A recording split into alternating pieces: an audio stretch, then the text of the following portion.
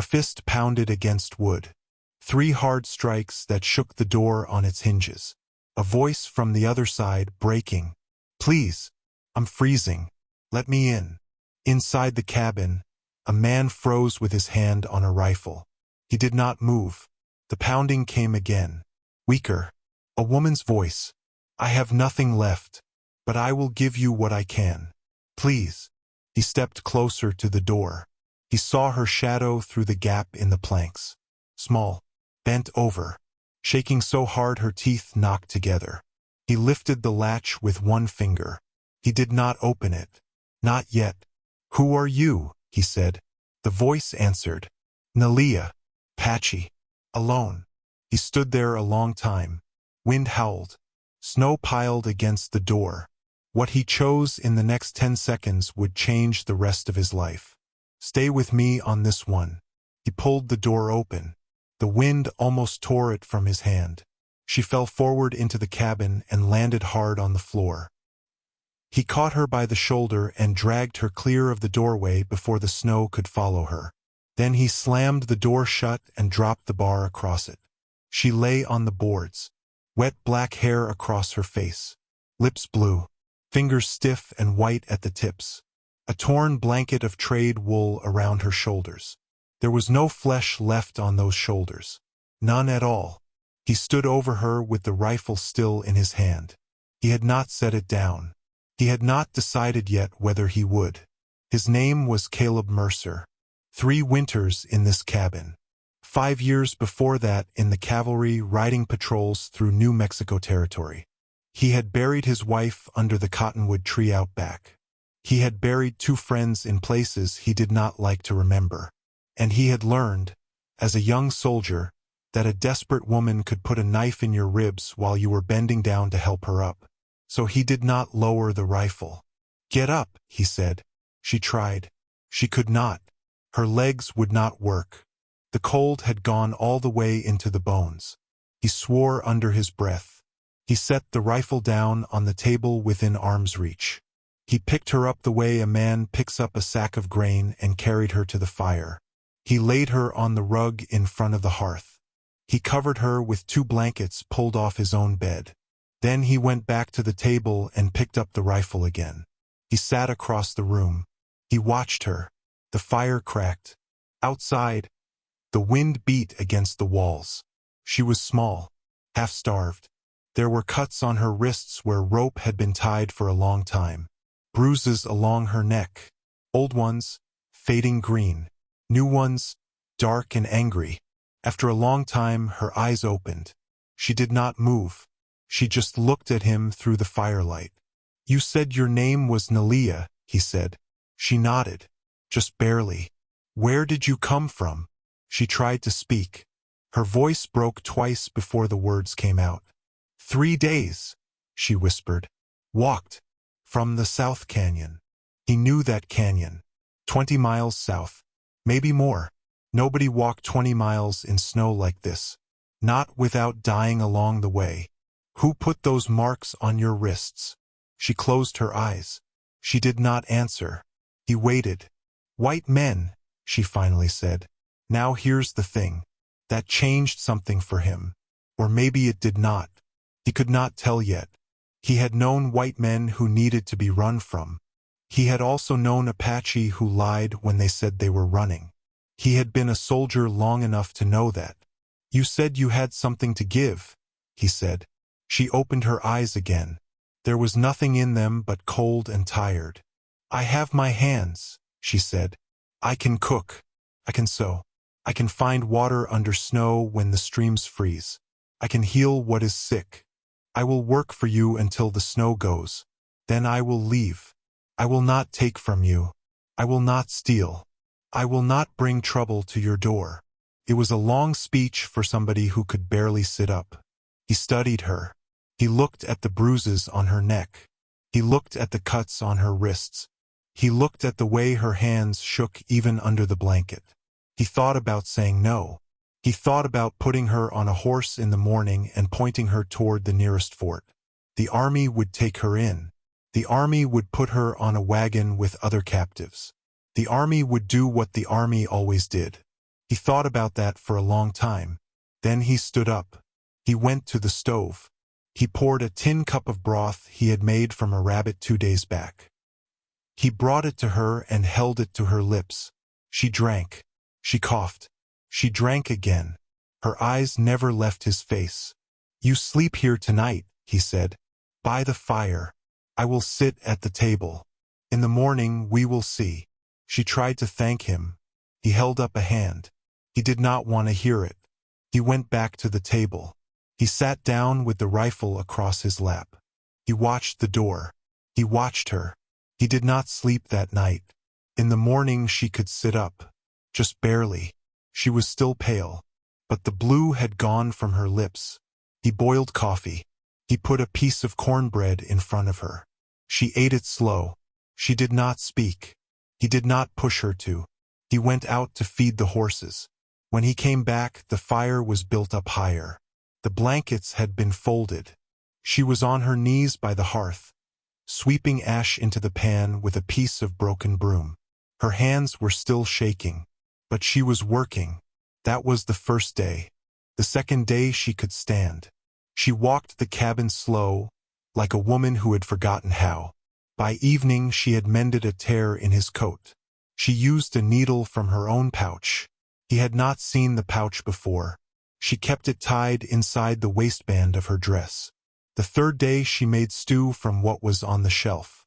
He had been making the same stew for 3 winters. Hers tasted different, better. He did not know what she had done to it. He did not ask. The fourth day he went out trapping. He left her in the cabin alone with the rifle. He did not say so. He just left it on the rack and walked out. When he came back at dusk, the rifle was still on the rack. The door was still barred from the inside. She let him in. The cabin smelled like bread. Bread. There had not been bread in that cabin since his wife died. He sat down at the table without taking off his coat. He stared at the loaf cooling on the cloth. He did not say anything for a long time. She watched him. She thought he was angry. "I used your flour," she said. "I am sorry." "No," he said. "No. It is fine." He cut a piece. He chewed slow. He swallowed. He said nothing. He cut another piece. She turned away. She did not want him to see her face. Believe me when I tell you. Something started shifting in that cabin that night. Neither of them said it. Neither of them admitted it. But it started. A week passed. 2 weeks. The snow stayed deep. The trapping was good. He brought back beaver and fox. She tanned them better than he ever had. She knew which root to boil for the brain tan. She knew how to scrape a hide so it stayed soft. He started talking to her. Just small things at first. About the weather. About the horses. About the wolves he had heard the night before. She started talking back. She told him she was Mescalero Apache. She told him her people had a winter camp in the Sacramento Mountains. She told him her mother had died young. Her father had died last summer. Her brother had been the last family she had. She did not say what happened to her brother. Not yet. One evening, about 3 weeks in, she took something out of her pouch. A piece of turquoise on a leather cord. The stone was the color of summer sky. There was a small chip on one corner. "My mother," she said. "She gave me this when I was a child." He looked at it. "It is the only thing I have," she said. "When the snow goes, if you want it, I will give it to you. For the food. For the door. You opened the door." He shook his head. "Keep it," he said. She put it back. Slowly. Like she was relieved. That night he went outside before bed. He always did. He liked to look at the stars before he slept. The sky was clear, cold, hard. He walked the perimeter of the cabin like a soldier. Old habit. He had done it every night for 3 winters. He had never seen anything. That night he saw something. A track. In the snow. Half a mile out, near the tree line on the ridge above the creek. A boot print. Not his. Bigger. Heeled. A man's boot. New impression. Made some time today. He stood there a long time looking at it. He thought about the marks on her wrists. He thought about her saying white men. He thought about how she had walked 20 miles in the cold and how a person did not walk 20 miles in the cold unless they were running from something that would not stop chasing them. He did not go back and tell her. He did not want her to be afraid. But he made a decision out there in the snow. He made it standing over that boot print with his breath fogging in the cold and the wind cutting through his coat. He decided he was going to stand. Whatever was coming, he was going to stand at his door. That was the moment, you understand. That was the moment he could not take back. He walked the rest of the perimeter. He found 2 more tracks. One coming, one going. The man had watched the cabin from the ridge for some time. Then he had walked away. The man would come back, probably with others. Caleb went inside. He hung up his coat. He banked the fire. Nalia was already in the corner where she slept now, on a pallet he had built for her. Her eyes were closed. He stood over her a moment and watched her breathe. Her face was no longer pinched.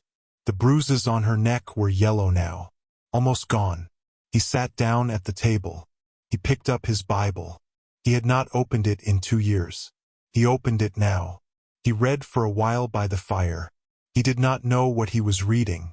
He just turned the pages. After a while, Nalia spoke from the corner without opening her eyes. "You are quiet tonight." "I am," he said. "Are you angry with me?" "No." Silence. "Are you afraid?" He did not answer that one. He let her think he had not heard. He let the fire burn down. He let the room go warm and dark and still. He listened to her breathing. He listened to his own heart. Outside, the wind had stopped. The world was quiet. For one moment, sitting there with the Bible open on his lap and Nalia sleeping in the corner and the fire glowing low, Caleb Mercer felt something he had not felt in 3 winters. Peace. It was the worst thing that could have happened. Because peace was a lie. And the lie was about to break. He woke before dawn. The fire was almost out. The cabin was cold. Something was wrong. He lay still under the blanket. He did not move his head. He listened. He listened the way a soldier listens. Outside, in the snow, a horse blew air through its nose. His horses were in the lean-to on the south side. This sound came from the north. There was a horse in his yard that did not belong to him. He rolled out of bed slow. He did not put on boots. He moved across the floor in his socks. He picked up the rifle. Nalia was already awake.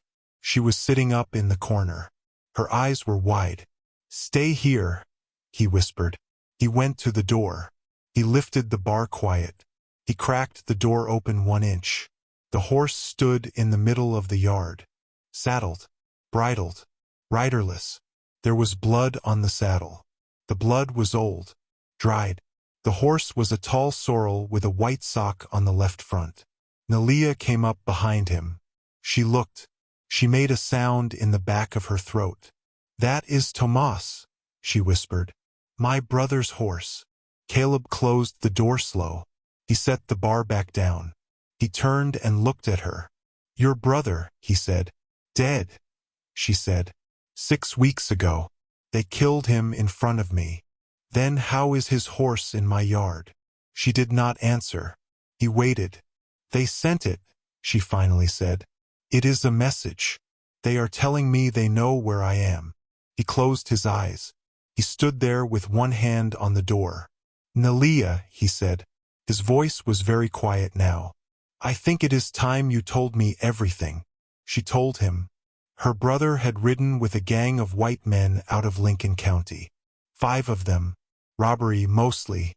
Stage lines.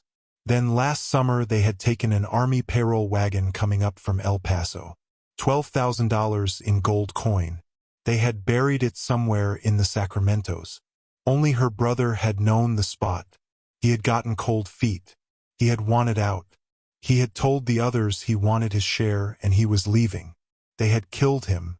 They had ridden to her family's camp because they thought he had told her. He had not. They had killed her father and her aunt and 3 of the children. They had taken her. They had kept her tied for 6 weeks. They had asked her where the gold was. She had told them she did not know. They had not believed her. She had escaped one night when the man on watch fell asleep. She had walked 3 days in the snow. Then she had pounded on a door. When she finished, Caleb did not say anything for a while. He looked at the rifle in his hand. He looked at the door. He looked at her. He had a choice now. He could put her on the sorrel and send her south. He could turn her over to the men when they came. He could pretend he had not opened his door. He could do any of those things. He set the rifle down. He went to her. He put one hand on her shoulder. He spoke low. "How many are there?" "4," she said. "There were 5. One died last week of fever. Their leader is named Briggs. He is the one who shot my brother. How long until they come?" She looked at the door. She looked at the horse outside. "A day," she said. "Maybe less." He nodded. He turned her by the shoulders so she was facing him.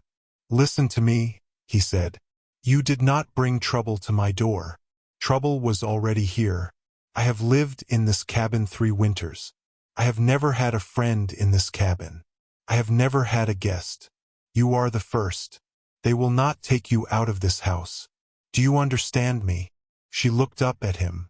Her mouth moved but no sound came out. "Do you understand me, Nalia?" She nodded. "Good," he said. "Now we work.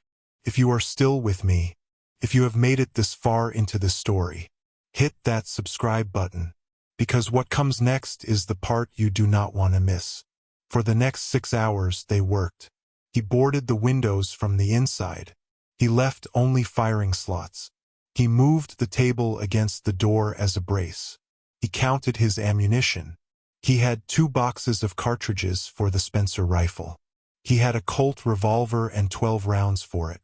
He had a shotgun and 4 shells. She was not idle. She knew things he had not expected. She knew how to set deadfalls in the trees on the trail.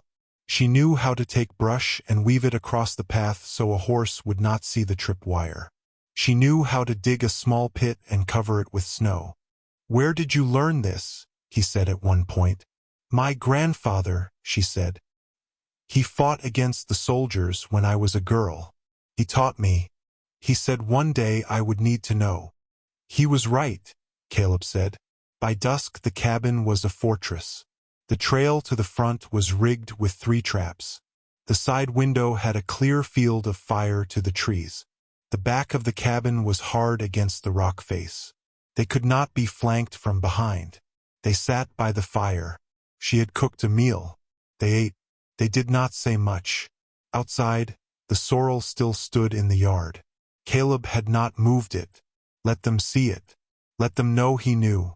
When it was full dark, Nalia went to her pallet and took out the turquoise pendant.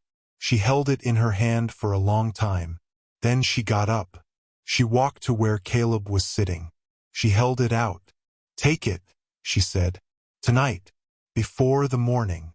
Nalia, take it, please. If I do not live, I want you to have something of me. Something of my mother." He took it.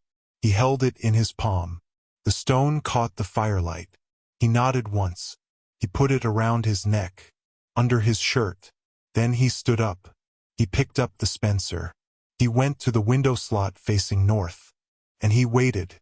They came at first light. For riders. Down the trail from the north ridge. Caleb saw them through the window slot. They moved slow. Single file. The lead rider was a big man on a black horse. Long coat. White hat. A rifle laid across his saddle. That would be Briggs. Caleb spoke without turning his head. "They are here." Nalia was at the side window. She had the Colt revolver. He had taught her how to cock it last night. She knew how to shoot. She had told him so. Her grandfather again. "I see them," she said. The riders stopped at the edge of the clearing. They sat their horses. They looked at the cabin. They looked at the sorrel still standing in the yard. The sorrel raised its head and watched them back. Briggs stood up in his stirrups. He cupped his hand to his mouth. "Hello in the cabin." Caleb did not answer. "We just want the woman." Send her out. We ride away. No trouble. Caleb did not answer. A minute passed. Then another. Briggs swung down from his horse. He handed the reins to the man behind him. He started walking forward across the snow. He had his hands up, palms out, like a man with no quarrel. He took 10 steps. He took 12. On the 14th step, his right foot went through the snow into the pit. He went down to the hip. He cursed loud enough to hear at the cabin. Caleb shot him through the chest. The Spencer cracked. Briggs jerked back. He went down in the snow. The other 3 riders were already moving. One went left toward the trees. One went right. The third charged straight at the cabin with the rifle up. Caleb worked the lever. He fired again. The charging rider went out of the saddle. The horse kept running. It hit the cabin wall and bounced off and ran into the trees. The man who had gone left into the trees never came out. He had hit one of Nalia's deadfalls. Caleb heard the crash. Then a single scream. Then nothing. The man who had gone right was clever. He had circled around the side of the cabin. He came up on the side window where Nalia was. She heard him. She heard the snow crunch. She did not panic. She waited. She let him get to 10 feet from the window. She let him raise his rifle. Then she fired the Colt through the slot. Once, twice, 3 times. He went down. He did not get up. The yard went quiet. Caleb did not move. He kept the Spencer leveled. He counted in his head. 1 in the snow. 1 in the trees. 1 on the side. That was 3. But Briggs was 4. And Briggs was not in the snow anymore. Caleb's stomach went cold. Nalia, he said low. He is not where I shot him. She came across the room fast. She looked through his slot. The body in the snow was gone. There was a long red line where Briggs had dragged himself. Toward the front door. Caleb spun. He brought the Spencer up. Briggs was already at the door. He had crawled the whole way bleeding. He had a pistol in his good hand. He fired through the door. The bullet came through the wood and struck the table. Caleb dropped to one knee. He fired the Spencer through the door at chest height. The shot went through. He heard a grunt. Then another shot from outside. Then nothing. He waited. A long time he waited. Then he stood up. He worked the lever. He moved to the door. He lifted the bar. He stepped back. He kicked the door open with his boot. Briggs was on his back in the snow 3 feet from the threshold. His pistol was empty in his hand. There was a red hole in the middle of his chest. His eyes were open. They were not seeing. Caleb stood in the doorway. The cold came in. He did not feel it. He stepped out. He walked to the sorrel. The horse let him take the reins. He looked at the saddle. He looked at the dead man at his feet. Then he heard Nalia behind him. She had come out of the cabin. She walked past him. She walked to the body. She stood over Briggs. She did not spit on him. She did not curse him. She did not say anything. She just looked at him for a long, long time. Then she turned around and walked back to Caleb. She put her hand on his arm.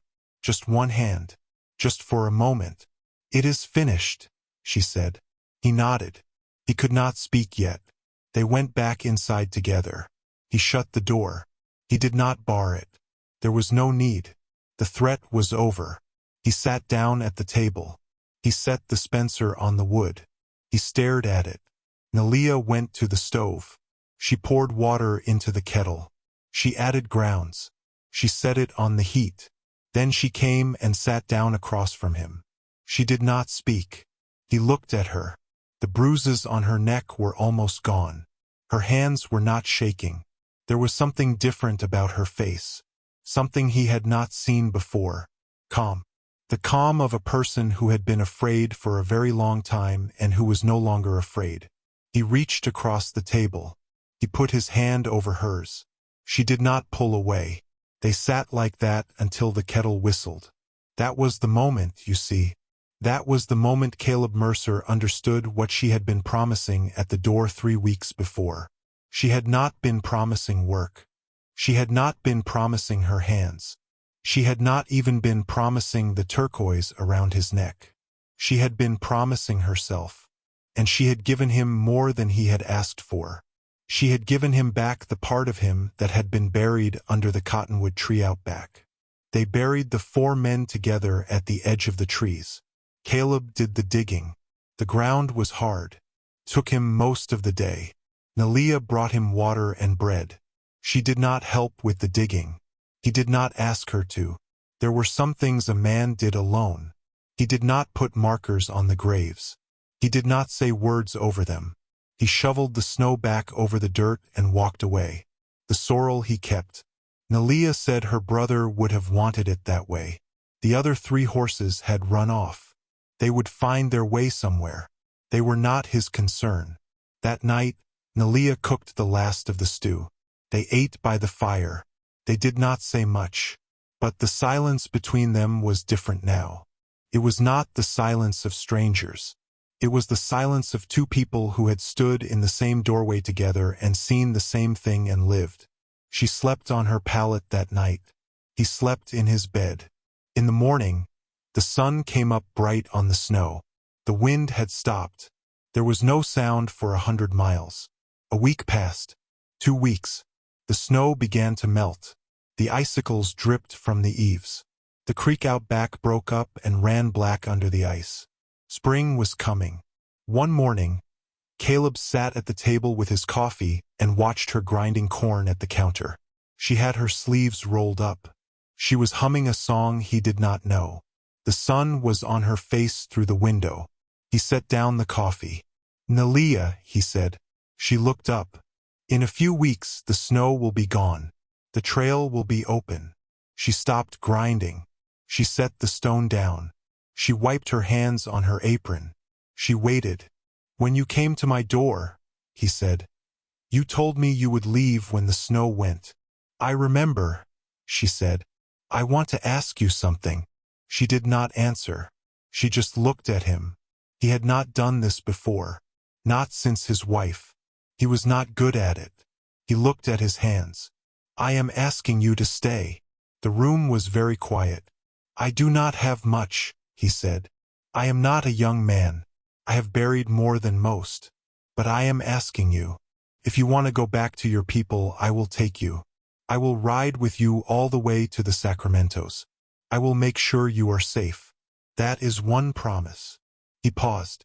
"But if you want to stay," he said, "this cabin is yours. The land is yours. What I have is yours.